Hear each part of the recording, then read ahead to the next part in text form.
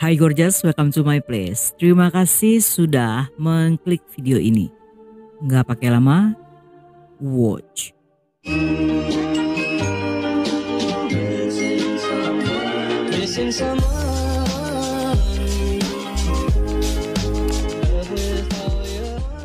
Sejak kecil Bella tumbuh di panti asuhan di kota Tijuana, Meksiko.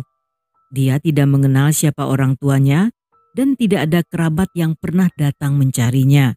Sebagai anak yang hidup sebatang kara, penghuni panti adalah satu-satunya keluarga yang pernah dia miliki.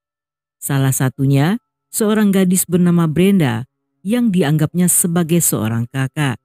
Saat memasuki usia remaja, anak-anak panti harus keluar dari sana. Begitupun dengan Bella yang kemudian keluar dan tinggal bersama Brenda yang sudah lebih dulu hidup mandiri.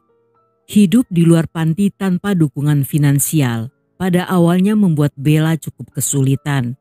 Namun dia mulai mendapatkan banyak bantuan sejak bertemu dengan William Messi yang merupakan seorang pendiri LSM untuk anak-anak kurang beruntung dan tanpa keluarga. Dan sejak saat itu, William yang dermawan pun mulai menjadi sosok seorang ayah bagi Bella. William adalah seorang eksekutif perusahaan perangkat lunak yang sangat sukses dan kaya raya. Dia memiliki solidaritas tinggi sehingga pada tahun 2014 mendirikan lembaga swadaya masyarakat untuk anak-anak muda yang kurang beruntung. Selama berada di bawah naungan William, Bella dapat mengembangkan dirinya mulai dari pendidikan, agama, seni dan lain-lain. Pria itu juga menyewakan apartemen untuk Bella dengan satu syarat bahwa selain William tidak ada satupun pria yang bisa masuk ke sana.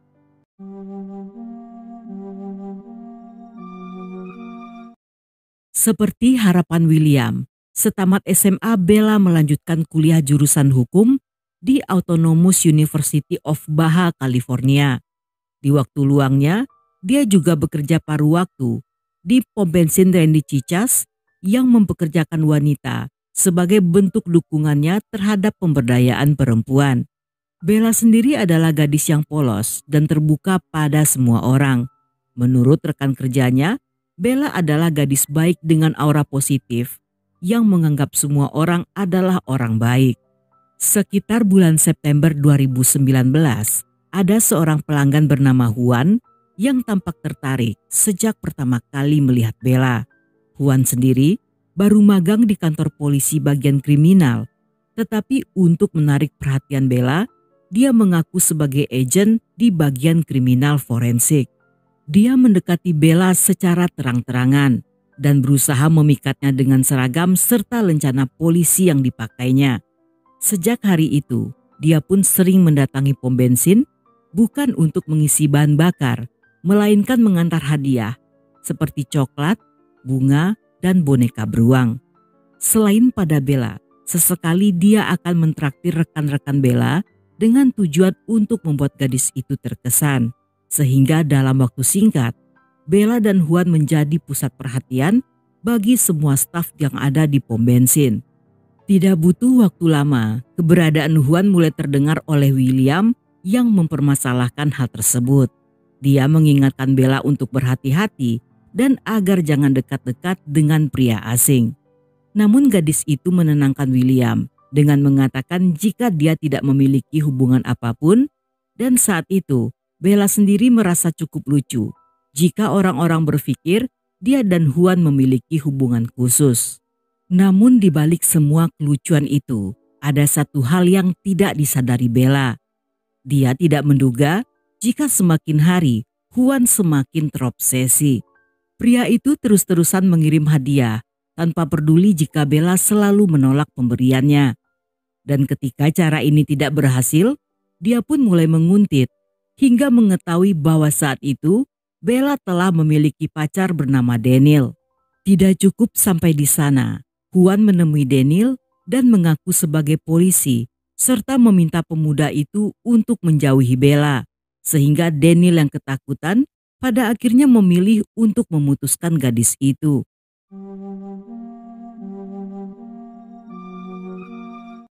Di pagi hari pada tanggal 5 Februari 2020, Brenda merasa khawatir ketika bangun tidur menemukan ada banyak pesan dan panggilan tidak terjawab yang berasal dari Bella. Dalam pesan-pesan tersebut, Bella mengatakan dia tidak pergi bekerja karena sedang tidak enak badan dan akan pergi ke dokter. Ketika Brenda akan membalas pesan tersebut, tiba-tiba dia tersadar jika di sana terdapat banyak tulisan salah eja yang hal ini tidak pernah dilakukan gadis itu. Merasa ada yang aneh, Brenda pun menelpon Bella yang sayangnya hingga sore hari masih tidak ada jawaban.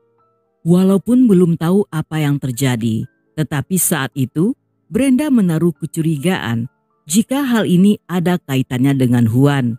Karena beberapa hari sebelumnya, di dalam grup chat mereka, Bella memberitahu bahwa Juan sedang membantu memperbaiki beberapa bagian di rumahnya yang saat itu mengalami kerusakan. Brenda pun segera mendatangi rumah Bella yang dengan bantuan seorang tetangga, dia mencoba masuk melalui jendela yang terbuka. Ketika tidak menemukan gadis itu, Brenda pun segera melapor pada polisi dan meminta tolong pada William untuk mencari Bella dengan menggunakan koneksinya. Masih di hari yang sama, polisi mengakses rekening dan riwayat pesan serta lokasi ponsel Bella, yang hal ini membutuhkan waktu beberapa saat hingga forensik mendapatkan hasilnya. Saat itu selain Brenda, hampir semua teman-teman Bella merasa yakin jika Juan terlibat. Tetapi saat itu, polisi meminta mereka untuk tidak membahasnya karena belum ditemukan bukti. Sedangkan Juan sendiri, di sisi lain justru menunjukkan kepeduliannya dengan ikut terlibat saat semua orang melakukan pencarian. Dan mereka membiarkannya ikut terlibat karena saat itu mereka masih belum punya bukti apapun untuk memastikan jika dialah pelakunya.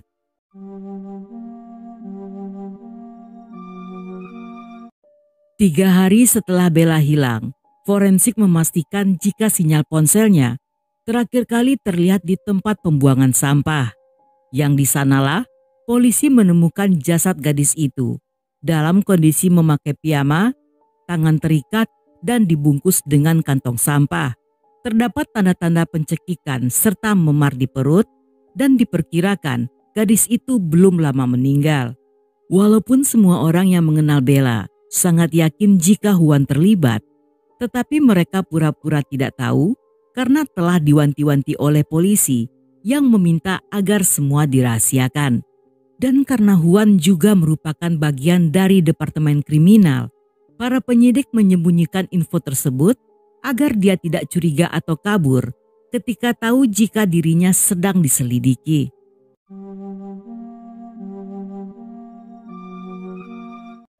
Dalam pemakaman yang dilakukan seminggu setelahnya, kerabat yang mengadakan acara pemakaman merasa kaget dengan kehadiran Juan yang datang dengan memakai baju kaos dengan foto Bella di bagian dada yang disertai ucapan bela sungkawa. Oleh banyak tamu, kedatangannya dianggap sangat tidak tahu malu. Saat itu salah seorang sepupu Bella bernama Jocelyn sempat memperhatikan jika di leher Juan terdapat ada bekas cakaran kuku. Namun saat dia akan menanyai pria itu, Jocelyn dicegat oleh penyidik yang kembali mengingatkannya untuk tetap diam agar Juan tidak curiga. Dan di hari itu, di bawah tatapan jijik para tamu, dengan wajah tanpa dosanya, Juan seharian berkeliaran di acara tersebut sambil menenteng boneka beruang, seolah memamerkan jika dia dan Bella telah memiliki hubungan khusus. Selain itu, dengan mengaku sebagai agen dari kantor kejaksaan, Juan mendekati penyidik lainnya yang ikut hadir untuk meminta informasi kasus tersebut yang tentu saja gagal dia dapatkan.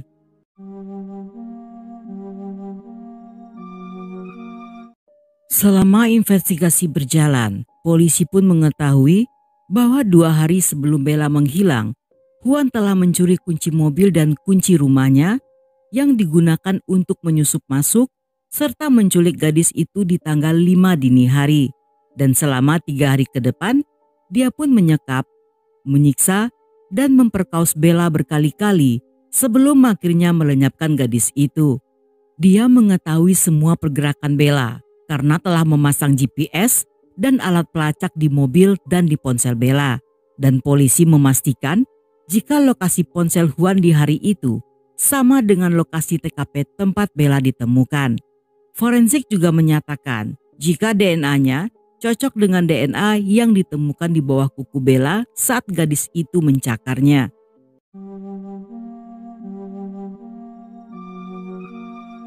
Juan pun ditangkap seminggu setelah pemakaman atas dakwaan penculikan, kekerasan, dan pembunuhan. Yang 2 tahun kemudian pada Oktober 2022, dia pun divonis hukuman penjara selama 42 tahun 6 bulan. Walaupun Juan telah dihukum, tetapi terkadang masih ada penyesalan bagi William dan Brenda. Mereka berpikir jika seandainya saat itu polisi bertindak lebih cepat, kemungkinan Bella untuk selamat tentunya akan lebih besar. Bagi William, dia telah menganggap Bella seperti anak sendiri dan menganggap kasus tersebut sebagai pembelajaran bagi para wanita. Dan melalui LSM-nya, dia mensponsori sebuah workshop tentang pertahanan diri khusus wanita yang dibuka secara umum dan gratis agar bisa diakses oleh banyak orang.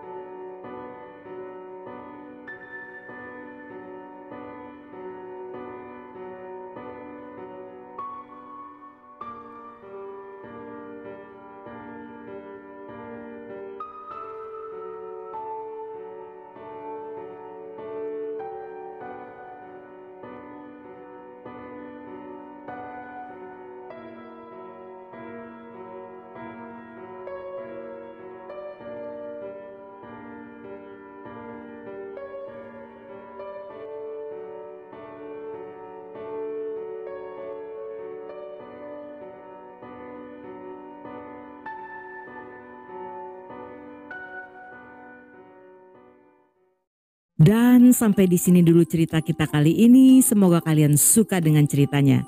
Buat yang masih betah hingga akhir, thank you, love you, have a nice day, and then see ya.